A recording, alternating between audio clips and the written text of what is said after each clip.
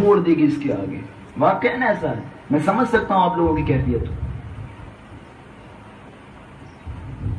مولا فرماتے 4,000 ملک عند قبر الحسین.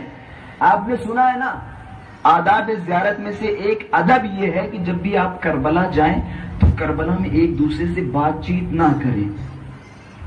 آپ نے سنا, بلکہ زیارت کربلا جب آپ کرنے جائیں گے تو جو آداب میں نے بتائے ہیں یہ امام حسین کے روضے کے سامنے بڑی سی اسکرین پہ لکھ کے آتے ہیں کہ یہ آداب ہیں کربلا کی زیارت کے.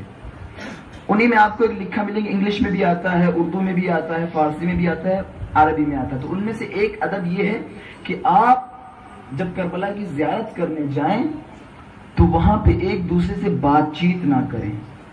اس کا کیا سبب ہے؟ تو وہیں پر روایت نیچے لکھیں گے, وہی اسکرین پہ روایت لکھتے ہیں کیونکہ ملائکہ امام حسین کی عزاداری میں مصروف ہیں. مبادا آپ کی بات کرنے یا آپ گفتگو کرنے کی وجہ سے ان کی عزاداری میں خلل پیدا ہو. وہاں پہ لکھا ہوا تھا. تو میں نے اپنے استاد سے پوچھا ایسی ایسی بات, تو استاد محترم نے ایک حدیث بیان کی کہ کیا تم نے یہ حدیث نہیں سنی؟ میں نے کہا کون سی حدیث؟ تو یہ حدیث میرے لیے بیان کی تھی کہ حدیث ہے 4,000 ملک عند قبر الحسین. 4,000 ملائکہ قبر حسین کے ارد گرد کھڑے ہوئے ہیں.